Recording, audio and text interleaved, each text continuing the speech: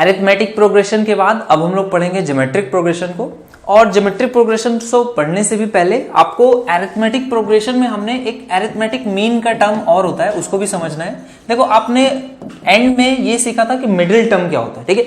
तो middle term जैसे होता है ना, वैसे ही अरिथमेटिक मीन भी होता है। अरिथमेटिक मीन क्या होता है आपका, जैसे दो टर्म्स हैं तो आप क्या बोलोगे a प्लस बी बाई 2, ये उनका अरिथमेटिक मीन होगा। इसी तरह से अगर तीन टर्म्स हैं तो क्या बोलोगे a plus B plus C by 3, ये उनका अरिथमेटिक मीन होगा। और यही जो अरिथमेटिक मीन होता है यही आपका एवरेज भी होता है, ठीक है। तो इसको भी आपको ध्यान रखना है। अगर किन्हीं तीन टर्म्स हैं या कोई भी टर्म्स जो किसमें है, अरिथमेटिक प्रोग्रेशन में है, तो उनका अगर एवरेज आपसे पूछा जाए तो वही होगा जो उनका अरिथमेटिक मीन होगा। और ये एक इंपॉर्टेंट पॉइंट है, ये भी आपको पता होना चाहिए। अब बात करते हैं ज्योमेट्रिक प्रोग्रेशन की। तो ज्योमेट्रिक प्रोग्रेशन देखो कौन से होते हैं, जिनमें भी कोई एक कॉमन रेशियो होता है, मतलब किसी एक नंबर से अगर बार बार मल्टीप्लाई कर रहे हैं तो ये इस तरह से जो प्रोग्रेशन बनता है वो आपका होता है कौन सा, ज्योमेट्रिक प्रोग्रेशन। ये जैसे प्रोग्रेशन है, देखो a है, देन आपका AR square, then AR cube, इस तरह से बढ़ता जाएगा। तो ये आपका ज्योमेट्रिक प्रोग्रेशन होता है।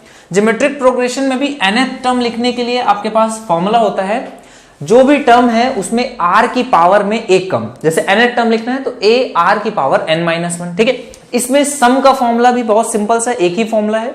ये फॉर्मूला आपको क्या बोलता है, a टाइम्स, जहां पर a क्या है, फर्स्ट टर्म है, r की पावर n और इसमें घटाते हो आप एक, डिवाइडेड बाई r-1, ठीक है। जैसे कि अगर मैं बात करूं कि यहां पर 1 है, देन 2 है, देन 4 है, देन इसमें 2 से मल्टीप्लाई हो रहा तो फिर से मल्टीप्लाई होगा 8, देन आ गया 16, ठीक है।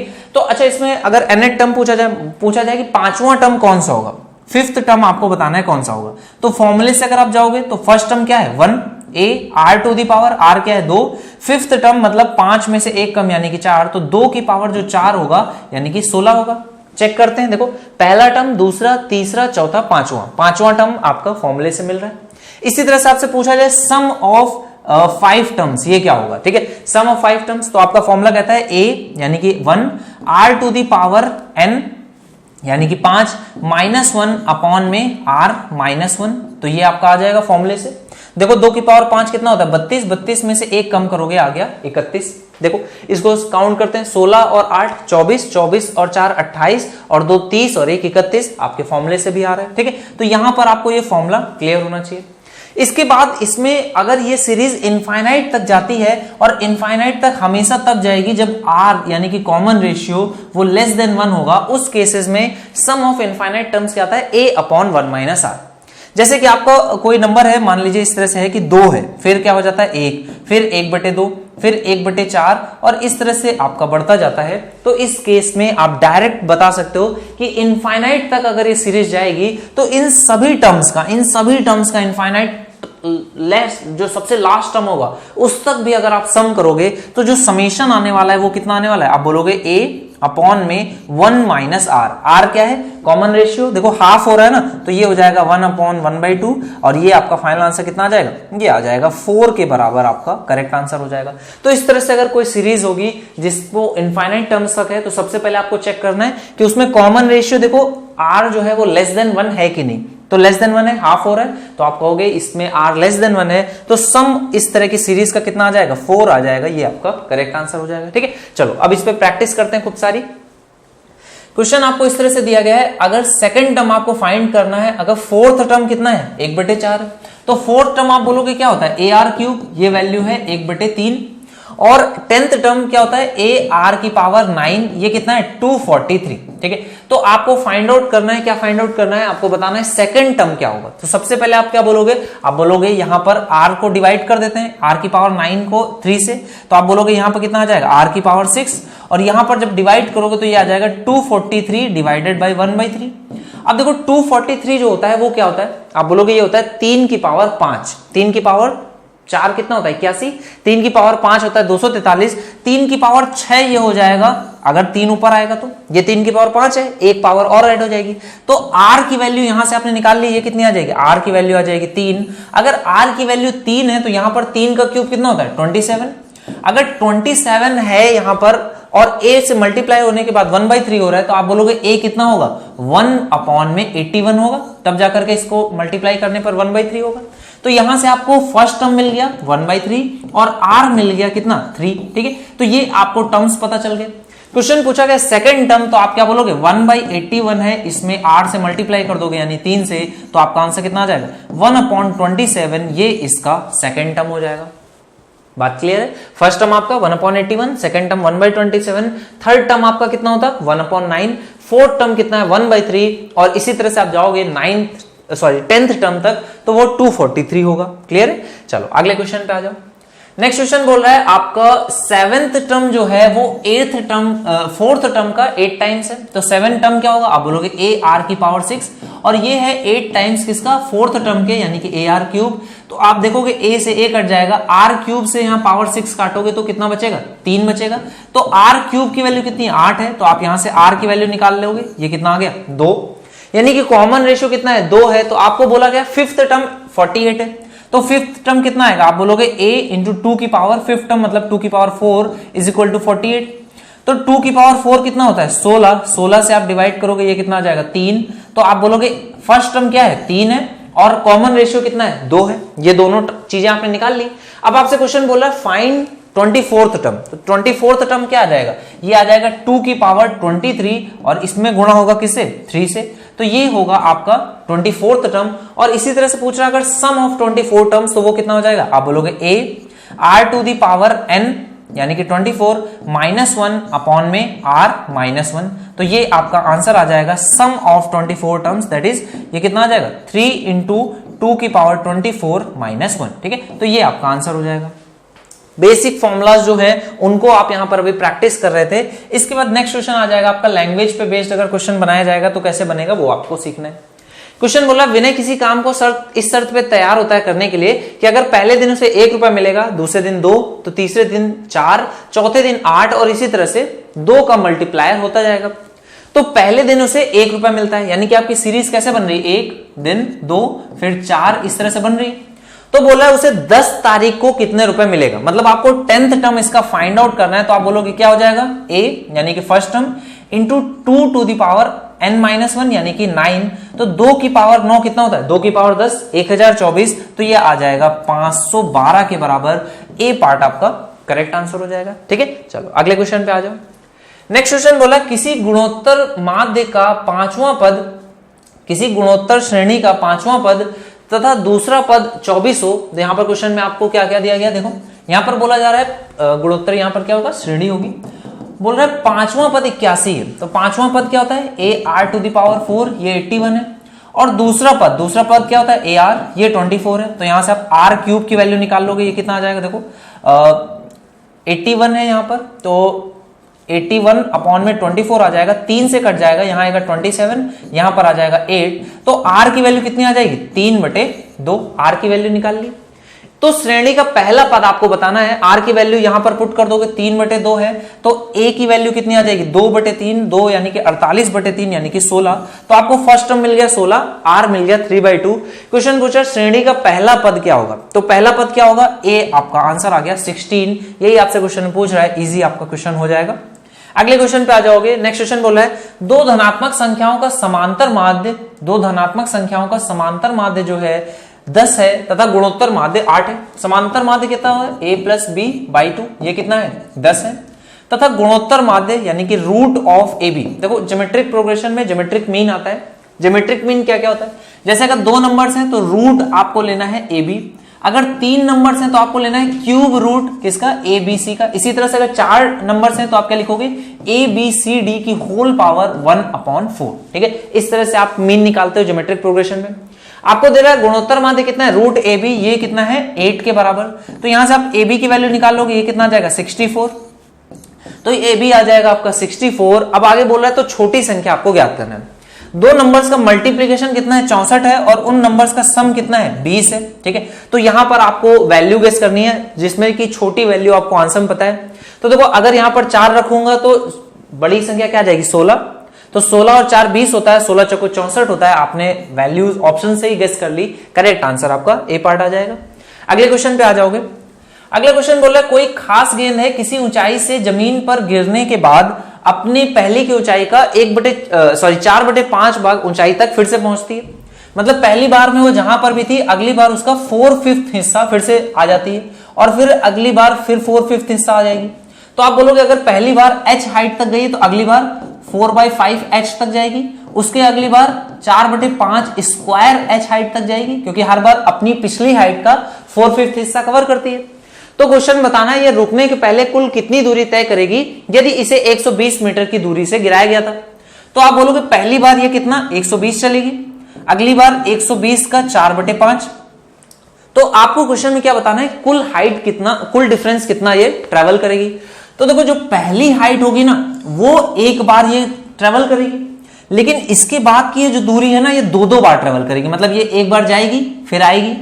तो आप बोलोगे पहले टर्म को अगर मैं हटा देता हूं, पहले टर्म को आप हटा दो 120 को, तो इसके बाद ये कितना 120 का 4/5, 5 से काट दोगे 2, ये कितना आ जाएगा 12 24 36 32 48 दूनी 96, 96 की दूरी ये ऊपर जाएगी फिर नीचे आएगी, और फिर इसका 4/5 करोगे फिर वो दूरी जाएगी आएगी। तो इस तरह से ज्योमेट्रिक प्रोग्रेशन बनेगा। तो आप क्या करोगे, आप बोलोगे इस ज्योमेट्रिक प्रोग्रेशन, और क्योंकि r क्या है लेस देन 1 है, 4/5 है ना हर बार, तो आप बोलोगे ये इनफाइनाइट तक चलेगा। तो मैं क्या करता हूं इसका सम निकालता हूं इस ज्योमेट्रिक प्रोग्रेशन का और उसको डबल कर देता हूं। तो इसका सम निकालोगे तो कितना जाएगा a r to the power यहां पर 4/5 n सॉरी यहां पर a अपॉन 1 माइनस r आता है ना इनफाइनाइट टर्म्स के लिए, a अपॉन 1 माइनस r, तो ये कितना आ जाएगा 1/5 हो जाएगा। 1/5 यानी कि 5 से मल्टीप्लाई कर दोगे तो 96 को 5 से मल्टीप्लाई करोगे या फिर इसका हाफ कर दो तो 4 8 और एक 0 लगा दो, तो ये 480 आ गया। एक बार अगर मैं सम करूंगा इसका मुझे डबल करना पड़ेगा तो ये आ जाएगा 960। 960 किसका समेशन है, यहां से लेकर के यहां तक का। इस तरह से जब वो बार बार पूरा काउंट करेगी ऊपर नीचे ये कुल दूरी जो तय करेगी। अब आप इसमें जो इसकी फर्स्ट दूरी जो इसने कवर करी थी वो और जोड़ दोगे 120, तो आपका आंसर कितना आ जाएगा, ये आ जाएगा 1080। इतने मीटर की दूरी उसने कुल ट्रेवल करी है। ठीक है, आपके ऑप्शंस में फर्स्ट पार्ट आपका करेक्ट आंसर हो जाएगा। चलो अगले क्वेश्चन पे आ जाओ। नेक्स्ट क्वेश्चन बोला किसी गुणोत्तर श्रेणी का पहले तथा तीसरे पद का योग कितना है, 15 है। तो पहला पद क्या होता है a और तीसरा पद क्या होता है AR स्क्वायर, इसका योग है 15। तथा बोला श्रेणी का पांचवें और सातवें पद का योग 240 है। तो पांचवा पद क्या होता है, आप बोलोगे यहां पर आ जाएगा पांचवा पद होता है 4 AR की पावर 4 और सातवां पद क्या होता है AR की पावर 6। इनका सम कितना है, ये है 240। देखो अब इसमें आप देखोगे तो यहां पर दो चीजें हैं। इसमें यहां पर अगर मैं कॉमन लेना चाहूं तो क्या कॉमन ले सकता हूं, अगर मैं a इन दोनों में है और यहां पर अगर r की पावर 4 कॉमन लूंगा तो 1 पर r स्क्वायर बन जाएगा, 1 प्लस r स्क्वायर बनेगा ना। मतलब अगर मैं इसमें से इसको डिवाइड कर देता हूं a प्लस AR स्क्वायर को, ठीक है, तो आप देखोगे कि यहां पर क्या बचेगा, r की पावर 4 में इसमें से कॉमन ले लेता हूं तो यहां पर क्या बचेगा r की पावर 2, तो a प्लस AR स्क्वायर बन जाएगा। ये पूरा पूरा कट जाएगा, r की पावर 4 बचेगा और यहां पर कितना बचेगा बटे में 15। ठीक है, 15 से मैं डिवाइड करता हूं, 15 8 120 होता है, तो यहां पर कितना आ जाएगा 16 आ जाएगा। तो यहां से r की वैल्यू डायरेक्टली आ जाएगी कितनी 2। अगर r की वैल्यू 2 है तो यहां पर ये कितना हो जाएगा 4 और 1 5, यानी कि 5a की वैल्यू 15 है तो यहां से a की वैल्यू निकल आएगी कितनी 3। अगर a की वैल्यू 3 है, r की वैल्यू 2 है, तो श्रेणी का नवा पद पूछ रहा है, आप बोलोगे ये हो जाएगा a into r to the power n-1। तो यहाँ पे नवा पद है तो ये हो जाएगा 8 और 2 की पावर 8 कितना होता है, आपको पता है 2 की पावर 9 होता है 512, 2 की पावर 8 आ जाएगा 256 और 256 का जब आप 3 से गुणा करोगे तो यूनिट डिजिट कितना आ जाएगा 6 3 18। तो आपका आंसर या तो ये होगा या फिर ये होगा। इसके बाद देखो यहाँ पर डिजिटल सम लगा दोगे 6 5 11 यानी कि 2 और 2 4, तो 4 3 12 यानी कि 3 डिजिटल सम आना चाहिए। यहाँ पर कितना है 3 आ रहा है, ये तीनों डिजिट सेम है तो आपको पूरा मल्टीप्लाई करना पड़ेगा। देखो 250 का 3 गुना कितना हो जाएगा 750, तो 750 से ज्यादा होगा, डी पार्ट आपका करेक्ट आंसर हो जाएगा। अगले क्वेश्चन पे आ जाओ। नेक्स्ट क्वेश्चन बोला किसी वर्ग की भुजा a सेंटीमीटर है, एक दूसरा वर्ग है जिसकी इस वर्ग के मध्य बिंदु को मिलाकर के बनाया गया। देखो ये बोल रहा है कि एक वर्ग है जिसकी भुजा a सेंटीमीटर है, इसके मध्य बिंदुओं को जब मिलाकर के बनाया जाता है ना तो यहां पर ये जो मध्य बिंदु होते हैं ये भी एक स्क्वायर ही बनता है। सबसे पहली चीज यहां पर 2 कॉन्सेप्ट्स आपको समझने हैं। जब भी आप एक स्क्वायर को इस तरह से बनाते हो कि उसके मध्य बिंदुओं को मिलाते हो तो भी जो नया आपका आकृति बनती है वो भी स्क्वायर होता है। और इसकी जो लेंथ होगी, देखो यहां पर मध्य बिंदु को मिलाया तो ये कितना हो जाएगा a/2 और ये भी कितना होगा a/2, और क्योंकि ये क्या होता है 90 डिग्री होता है स्क्वायर में तो ये कितना हो जाएगा एक हाइपोटेन्यूस हो गई इसके लिए, और ये कितना आ जाएगा रूट में a square plus b square, तो a square by 4 a square by 4, तो a स्क्वायर बाई 2 आ जाएगा, रूट फिर से लोगे तो ये आ जाएगा a बाई 2, ठीक है। देखो यहाँ पर a अपॉन में √2 आएगा, या फिर आप इसको √2a बन जाता है बेसिकली आपका। अगर यहाँ पर साइड्स a होती, यहाँ पर साइड o होती, तो ये कितना हो जाता है a√2, और क्योंकि यहाँ पे बाई 2 है तो यहाँ पर √2 है वो नीचे आ जाएगा। अब आपसे क्वेश्चन में क्या बोल रहा है, मध्य बिंदु को मिलाकर इस तरह से एक तीसरा वर्ग बनाया जाता है और यह प्रक्रिया अनंत तक दोहराई जाती है। तो आपको बताना है इस तरह से बने अनंत वर्गों के क्षेत्रफलों का योग क्या होगा। अब इसका जैसे भुजा आपने निकाली तो कितनी आ गई a/√2। जो ओरिजिनल आपका स्क्वायर है उसका एरिया कितना होगा a², जो उसके अंदर में एरिया बना है उसका कितना हो जाएगा a²/2। इसी तरह से आप नेक्स्ट में जाओगे तो वो होगा a²/4, और इसी तरह से आप चलते जाओगे। तो आपको बताना है कि अगर इस तरह से मैं अनंत तक स्क्वायर के अंदर स्क्वायर बनाता जाऊंगा तो उन सभी के एरियाज का सम कितना होगा। तो आप बोलोगे ये हो जाएगा a² यानी फर्स्ट टर्म, और अपॉन में 1 - r यानी 1/2। तो ये आपका आंसर कितना आ जाएगा 2a², ये आपका करेक्ट आंसर हो जाएगा, ठीक है। लास्ट पार्ट आपका राइट आंसर होगा। चलो अगले क्वेश्चन पे आ जाओ। नेक्स्ट क्वेश्चन बोल रहा है एबीसी अगर जीपी में है, ठीक है। अगर आपको दिया गया एबीसी जीपी में है तो इसका एक आप बेसिक सा सेंस निकाल लेते हो कि b² जो होगा वो a × c के बराबर होगा। अच्छा ये हमेशा कैसे आता है ये भी देख लो। जैसे फर्स्ट टर्म अगर a है तो सेकंड टर्म क्या होता है ar, और थर्ड टर्म क्या होता है ar²। तो देखो इन दोनों को जब आप मल्टीप्लाई करते हो तो ये कितना मिलता है a² r², और ये किसके बराबर होता है, जो मिड टर्म है उसके स्क्वायर के बराबर। तो यहां से ये आपका इक्वेशन रहती है हमेशा कि जब भी आपसे क्वेश्चन कुछ इस तरह से बोले कि ए बी सी आपके ज्योमेट्रिक प्रोग्रेशन में, तो हमेशा आप एक चीज को तुरंत लिखोगे क्या, b² जो होगा वो a × c के बराबर होगा। इसके बाद क्वेश्चन में दे रहा है ax = by = cz। अच्छा अगर ax by cz आपस में बराबर है तो यहां पर आप क्या लिख सकते हो कि x बराबर by बराबर cz है, तो आप इसको ऐसे लिख सकते हो अगर इसकी वैल्यू किसी कांस्टेंट k के बराबर होगी, ठीक है। तो आप क्या कहोगे a की वैल्यू कितनी आ जाएगी k/x, और b की वैल्यू कितनी आ जाएगी k/y, और c की वैल्यू कितनी आ जाएगी k/z के बराबर, ठीक है। और यहां से आप देखो एक आपको इक्वेशन पहले से ही पता है कि b² जो है वो ac के बराबर है, तो b² करोगे यहां पर कितना आ जाएगा k²/y², और ये बराबर होगा a × c के। तो a और c का मल्टीप्लीकेशन कितना आ जाएगा k²/xz। तो यहां से k² कट जाएगा, आपका बचेगा y²। तो ये किसके बराबर आ जाएगा, ये आपका आ जाएगा y² = xz के बराबर। एक तो यहां पर ये डायरेक्ट आपका रिलेशन बन जाएगा। इसके अलावा और देखो क्या इसमें क्वेश्चन में दिया गया है। क्वेश्चन में जीपी की जगह पर ये एपी होगा। अगर एपी होता है तो देखो एपी के केस में आपका रिलेशन क्या आता है 2b = a + c, और यहां पर वही रिलेशन आपको अप्लाई करना पड़ेगा। ये हो जाएगा 2 × k/y = k/x + k/z, और यहां से k से k कट जाएगा, तो 2/y = 1/x + 1/z, यानी कि आपका आंसर क्या है, ये वाला आंसर आ जाएगा। और ये एपी के सेंस में है। अगर जीपी होता तो आप क्या बोलते हैं y² = xz, ये आपका रिलेशन आ जाता, ठीक है। तो ये आपका क्वेश्चन जो था ये काइंड ऑफ थोड़ा सा कंफ्यूजिंग क्वेश्चन है, आपका जो पूछा गया है वो एपी होगा। ओके चलो अगले क्वेश्चन पे आ जाओगे। नेक्स्ट क्वेश्चन आपको बोला दो संख्याएं a तथा b इस प्रकार हैं कि उनका गुणोत्तर माध्य यानी कि √ab ये किसके बराबर है, उनके समांतर माध्य से यानी कि a + b/2 से क्या है 20% कम है। मतलब ये इससे 20% कम है, जो गुणोत्तर माध्य है उनके समांतर माध्य से 20% कम है। तो आप क्या बोलोगे, ये इसका 4/5 होगा, ठीक है 4/5 होगा। तो बताना है उन संख्याओं का अनुपात आपको ज्ञात करना है। तो आप कैसे अनुपात निकाल पाओगे, देखो यहाँ पर 2 से 2 काट दोगे, यहाँ 2 आ जाएगा, स्क्वायर करना पड़ेगा आपको। तो यहाँ पर आ जाएगा 25/4, और यहाँ कितना हो जाएगा ab, यहाँ पर क्या आ जाएगा a² + b² + 2ab। तो यहाँ पर आप देखो a² + b² है, ये इस साइड आ जाएगा, और यहाँ पर 2ab है, यहाँ पर ये वैल्यू बड़ी है तो इसको मैं इस साइड भेज दूंगा। तो 4 दूनी 8, 25 में से 8 घटाओगे तो ये कितना आ जाएगा 17/4 ab के बराबर, ठीक है। ये आपका आ गया। अब यहाँ पर ab से अगर मैं डिवाइड कर देता हूं, ठीक है, ab से अगर मैं डिवाइड करूंगा तो ये कितना आ जाएगा, आपका आ जाएगा a और अपॉन में आ जाएगा b + b/a बराबर आ जाएगा 17/4 के। तो ये आपका काइंड ऑफ कैसा बन गया, x + 1/x जैसा बन गया। और आप 17/4 को क्या लिख सकते हो, 4 + 1/4। तो यहां से आपको समझ में आ गया कि a/b का या तो रेशियो क्या हो सकता है 1 और 4 का, या फिर क्या हो सकता है 4 और 1 का, दोनों ही आंसर्स पॉसिबल हैं। तो आपके ऑप्शन में एक ही ऑप्शन प्रेजेंट है, दैट इज 4:1, ठीक है। चलो अगले क्वेश्चन पे आ जाओ।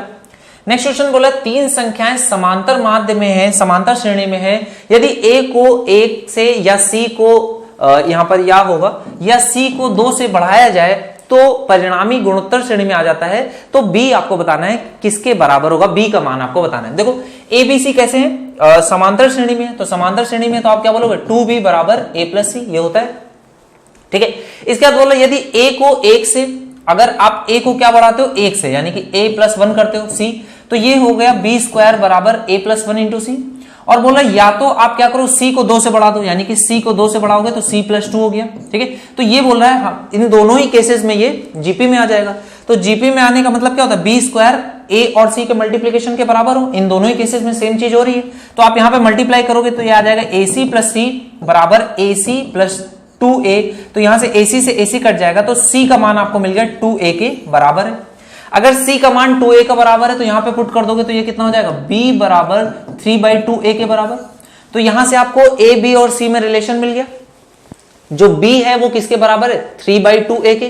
तो आपने कहा यहां पर से मैं अगर B का मान इनमें से किसी एक में पुट कर देता हूं, तो यहां पर देखो अगर मैं B का मान पुट कर दूंगा तो 3/2 का स्क्वायर कर दोगे तो ये कितना हो जाएगा 9/4a स्क्वायर।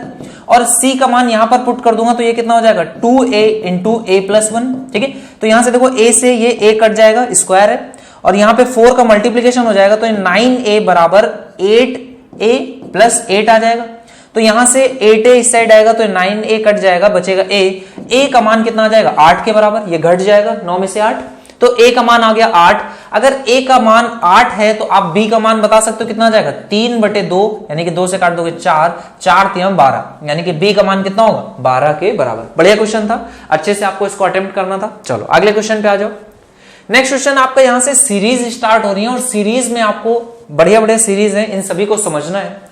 ये ज्योमेट्रिक प्रोग्रेशन की सीरीज है, डायरेक्टली नहीं दिखेगी आपको। इसमें जैसे ही आप 7 कॉमन करोगे तो ये कितना बन जाएगा 1। ठीक है, ये 1 बन जाएगा। यहां पर कितना बन जाएगा, ये बन जाएगा 111, ये हो जाएगा 111, और इसी तरह से ये इस तरह से चलता रहेगा। ठीक है, अब आपको यहां पर 100 टर्म्स की जगह मैं बोलता हूं n अगर टर्म्स होते, ठीक है, क्योंकि ये सीरीज बहुत रिपीट होती है तो आप इसको अच्छे से समझ लो। अगर यहां पर n टर्म्स होते, ठीक है, तो कैसे करते, आप बोलोगे देखो यहां पर क्या लिखा हुआ है, इसको अगर मैं इसमें से क्या करूं, एक 9 का यहां पर डिवीजन कर दूं तो 9 का मल्टीप्लीकेशन करना पड़ेगा। तो ये सारे टर्म्स कैसे कन्वर्ट हो जाएंगे, 9 प्लस 99 प्लस 999 प्लस 4 टाइम्स 9, और इसी तरह से n टर्म तक आपको जाना है। ठीक है, तो यहां पर आप इस तरह से रखोगे। अब ये जो 9 है ये क्या लिखा हुआ है 10 की पावर 1, और यहां पर लिखा हुआ है -1। इसी तरह से ये जो 100 है ये क्या लिखा हुआ है 10 का स्क्वायर -1, 99 है।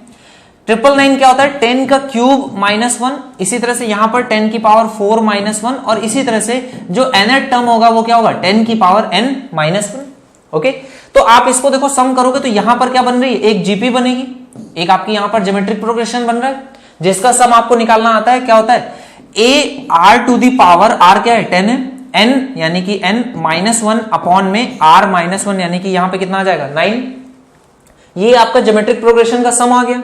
और ज्योमेट्रिक प्रोग्रेशन के साथ ही साथ आपको एक -1 भी n टाइम्स है, तो इसको आप जोड़ोगे तो कितना आ जाएगा माइनस में n, और इसके बाहर कितना होगा 4/9, ये आपका रहेगा 4/9 10 टू दी 4 कह रहा हूं 7/9, ये आपका आंसर होगा 7/9 10 times 10 to the power n-1/9, और यहां पर क्या आ जाएगा -1। ठीक है, तो ये आपका समेशन होगा। इसमें अगर बोल रहा है 100 टर्म्स तो यहां पर आप n की जगह पर 100 रख दोगे, वही आपका आंसर आ जाएगा। इसी तरह से आपके नेक्स्ट क्वेश्चन है, यहां पर देखो ये एक क्वेश्चन है, इसके अलावा एक और क्वेश्चन है, ये आपका सेम क्वेश्चन है जो अभी आपने किया। इसमें आपको 4 कॉमन ले लेना है। जैसे आप 4 कॉमन लोगे तो ये बन जाएगा 4/9, बस इसमें टर्म्स जो है वो 2n टर्म्स है। तो प्रीवियस जो क्वेश्चन मैंने आपको डिस्कस किया है सेम वे में आपको इसको करना है। यहां पर 4/9 10 टू दी पावर, यहां पर n की जगह पर कितना आ जाएगा 2n आ जाएगा। ठीक है, तो ये क्या हो जाएगा 10, और यहां पर 10 to the power 2n -1 upon में यहां पे 9 बनेगा, और यहां पर माइनस में ये 2n आ जाएगा। ठीक है, क्योंकि 2n टर्म्स बोल रहा है। बाकी सब कुछ सिमिलर वे में आपने जैसे यहां पर किया है सेम वे में आपका वहां पर भी रहने वाला है। ठीक है, तो इसी तरह से आप सेम क्वेश्चन है कर सकते हो। चलो, तो इसी तरह से आप इसको कर लोगे, और बाकी नेक्स्ट क्वेश्चन पे आ जाते हैं। अगला क्वेश्चन देखो, ये आपकी इस तरह से क्वेश्चन बोल रहा है, इसमें 2 सीरीज है। इस क्वेश्चन को आप जब देखोगे तो इसमें एक सीरीज है जिसमें 2/5 है, फिर 2/5 का क्यूब है, फिर 2/5 की पावर 5 है। मतलब इसमें आप क्या कर रहे हो 25 से डिवाइड कर रहे हो। तो इस वाले सीरीज का समेशन क्या होगा, अगर आपको इनफाइनाइट तक जाना है तो आप क्या बोलोगे a अपॉन में 1 माइनस r, और r क्या है 1/25, तो यहां पर आ जाएगा 1/25, तो इसका समेशन कितना आ जाएगा, यहां पे 25 में से 1 कम होगा तो ये 24/25 आ जाएगा। भाई देखो आप किससे डिवाइड कर रहे हो, आप डिवाइड कर रहे हो 25 के स्क्वायर से, यानी कि आप हर बार 1/25 से मल्टीप्लाई करते हो, तो 1/25 आपका कॉमन रेशियो हो गया। तो कॉमन रेशियो से आप क्या करते हो, a/(1 - r), तो ये आ जाएगा आपका 24/25, तो आपका ये आ जाएगा 2/5 और बटे में आ गया 24/25। देखो यहाँ 5 से ये 5 कट जाएगा, ये 5 आपका ऊपर आ जाएगा, तो आपका फाइनल आंसर कितना आ जाएगा, 2 से काट दोगे, यहाँ पे आएगा 12, तो ये आपका आ जाएगा 5/12। ये कौन सी सीरीज है, फर्स्ट वाली। इसी तरह से आपकी नेक्स्ट सीरीज जो है उसका भी सम आ जाएगा, ये है 3/25 इसका फर्स्ट टर्म, और इसमें डिवाइड करोगे 1/25 से, तो ये कितना आ जाएगा 24/25। 25 से 25 पूरा का पूरा कट जाएगा, ये आ जाएगा 1 में, क्योंकि यहाँ पर 3 है तो 3 और नीचे में आएगा 25, तो 25 से यहाँ पर ये जो 25 है ये कट जाएगा, ऊपर में 24 आपका बचेगा, 3/24 या फिर 1/8 इसका बचेगा। तो इसको सम करोगे, टोटल आपका आंसर कितना आ जाएगा, 8 या 24, आप एलसीएम ले लोगे, यहाँ हो जाएगा 2, 5 दूनी 10 और 3, तो ये आपका फाइनल आंसर कितना आ जाएगा 13/24, ये आपका फाइनल आंसर आ जाएगा। ठीक है, इसको सॉल्व करोगे, इजी क्वेश्चंस हैं आपके, 2 सीरीज का सम है, इजीली आप इसको कर सकते हो।